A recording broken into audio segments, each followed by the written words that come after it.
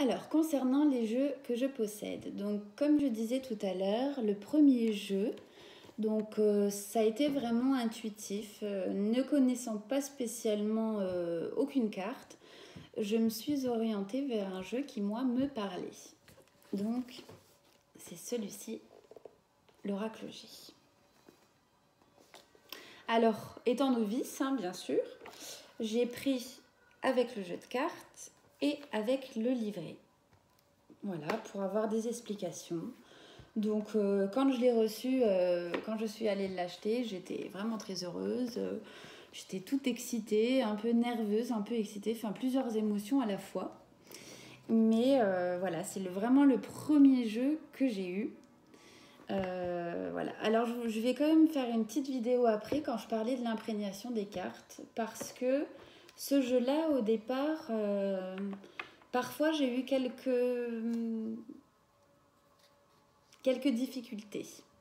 Pas difficultés, mais difficultés d'interprétation. Parce que par exemple, voilà la carte que je sors au pif, celle-ci, moi, tout de suite, quand je la voyais, quand elle ressortait dans mon jeu, elle me faisait peur. Je me disais, oh là là là là, alors ça c'est mauvais, une chauve-souris, elle est cachée, elle est dans un univers gris, brun, il n'y a vraiment rien de joyeux. Donc mes tirages étaient un peu... Je me suis rendu compte que j'appréhendais. Voilà, il y a plusieurs cartes comme ça, comme la croix, comme celle-ci, le serpent, où je me suis rendu compte...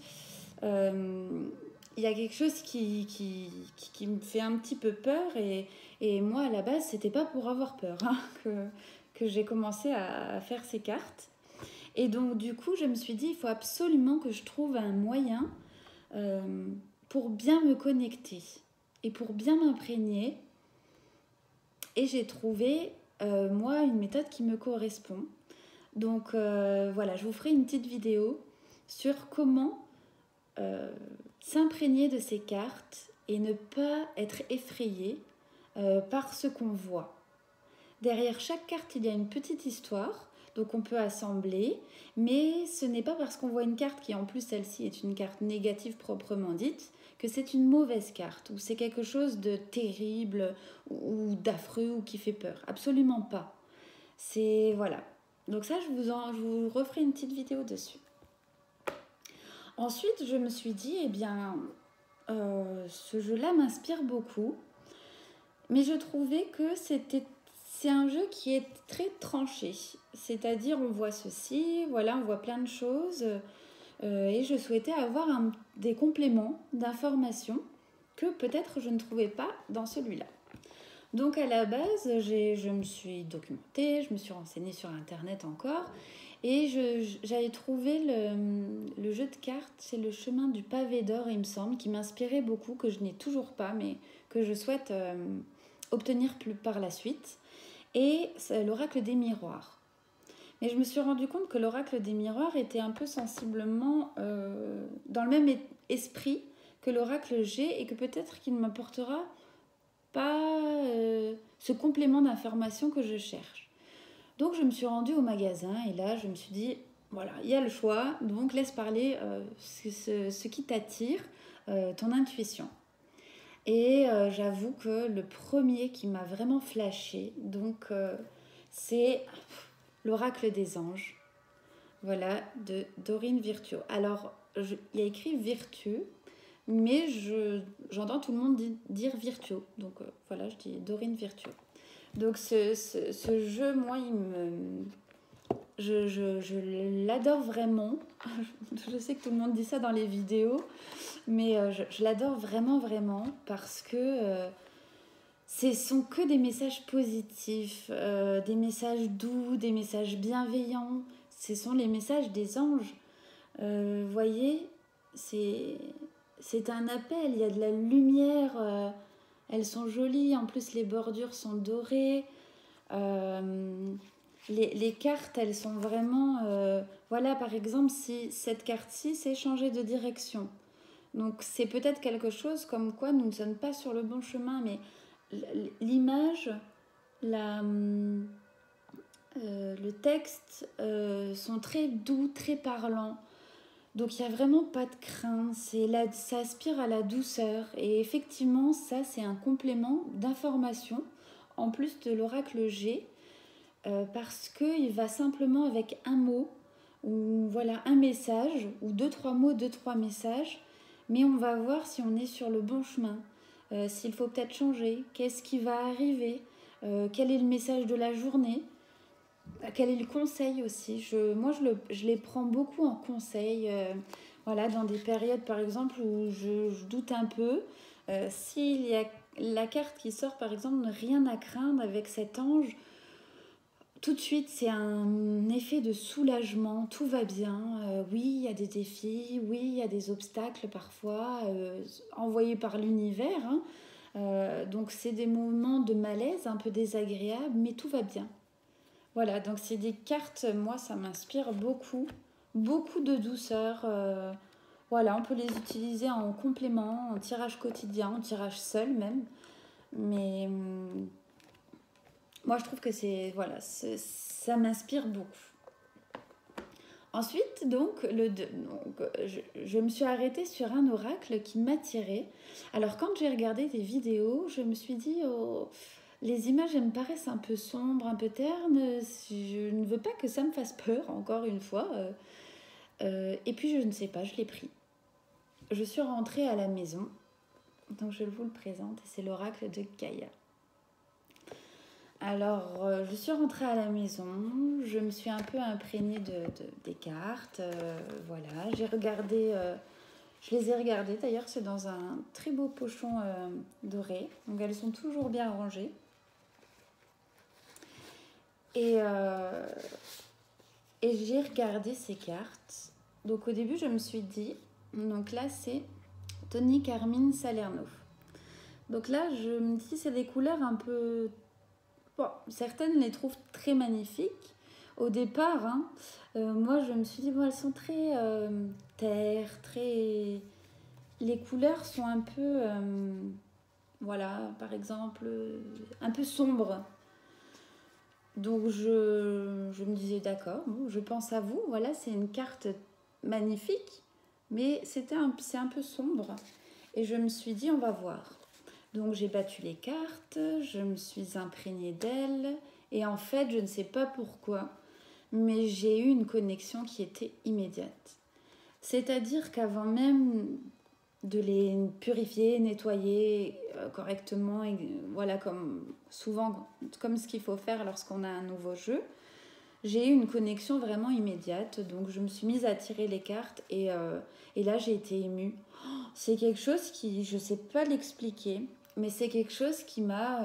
j'avais la gorge serrée, j'avais une émotion tellement profonde de joie, de soulagement, de bienveillance, de connexion, mais de lien vraiment particulier avec ces cartes. Et ensuite, ça a totalement changé ma façon de les voir. C'est-à-dire, au lieu de voir, par exemple, le côté sombre, maintenant, ce que je vois, c'est justement ce côté lumière, ce côté énergie, ce côté éblouissant de ce qu'elle renvoie. Et je comprends mieux les personnes qui disaient que waouh, ces cartes, elles me parlent vraiment. Elles sont. Voilà, pour moi, c'est moins une prédiction comme l'oracle G, mais c'est plus un complément, un message, un guide. euh, un guide, voilà. Un complément d'information. Certaines les utilisent seules, hein, ça c'est tout à chacun, mais moi, c'est vraiment. Voilà, parfois, quand je ne souhaite avoir qu'un seul message sur l'état d'esprit où je suis, comment je suis, eh bien, je tire une carte sur le chemin à suivre aussi. Et j'ai souvent le message qu'il me faut, que j'ai besoin, pardon. Et parfois, je tire et donc c'est un message. Voilà, la carte, un message. Donc, ce que je demande, un message sort et ensuite, je tire une deuxième carte et j'ai ce message. Donc voilà, il y a une connexion. Je vous montre juste la carte là parce que voilà, un message. Donc, donc je sens une connexion qui est vraiment puissante. Voilà, donc l'oracle G, donc une fois que j'ai eu ces cartes, je me suis dit, waouh, elle me parle tellement, je me sens tellement en connexion avec que l'oracle G, du coup, me déstabilisait. Euh, L'oracle G, je me disais, waouh, du coup, j'ai du mal à sentir parce que l'oracle des anges et Gaïa, c'est tellement positif, tellement doux, même s'il y a quelque chose qui, entre guillemets, n'est pas au très beau fixe, il y a quand même ce message pour avancer, évoluer, le prendre du bon côté. C'est tellement positif que quand je sortais une carte oracle G avec le serpent, je me dis, oh là là là là. Donc voilà, donc ce sont vraiment des jeux qui sont différents. Euh, et je pense que c'est vraiment très personnel. J'ai été hyper ravie de les avoir tous les deux parce que j'ai vraiment laissé parler mon intuition vers quoi ce qui m'attirait et j'ai été mais tellement émerveillée. J'en ai des frissons parfois avec ces cartes. Hein. Je sais que c'est peut-être difficile à croire ou certaines personnes me comprendront, mais oui, c'est vraiment une connexion profonde et puissante et bienveillante. Voilà, c'est toujours dans le but d'améliorer, de rassurer. Voilà, ça fait du bien, quoi. Et donc ensuite, voilà, je ne me suis pas arrêtée là. J'ai, euh, j'ai- J'avais cette idée du tarot de Marseille, parce que c'était le tarot de Marseille ou l'oracle G sur lequel tout au début j'hésitais. Tarot de Marseille, ce sont des cartes qui sont un peu classiques. Et moi, je ne sais pas si ça m'inspirait vraiment, parce que parfois il y a certaines cartes aussi, par exemple l'ermite, le chariot, qui sont des cartes qui, avec les images, voilà, je suis peut-être sensible aux images, je me rends compte, parce que à chaque fois, bah,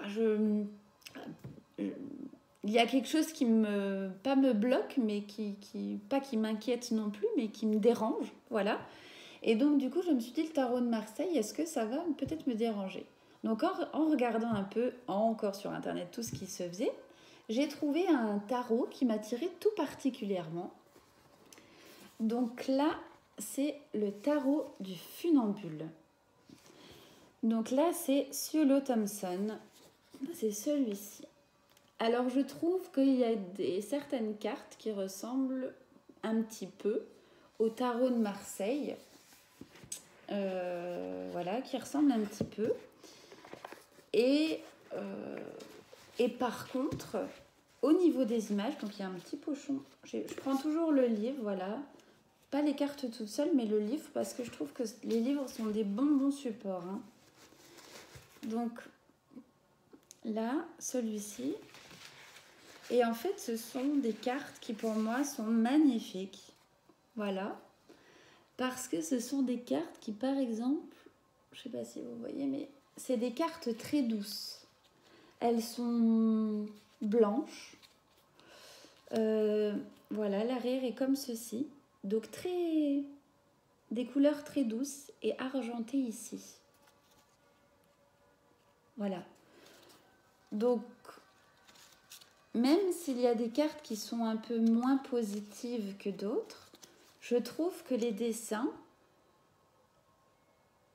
les couleurs utilisées sont pastel, sont très épurées.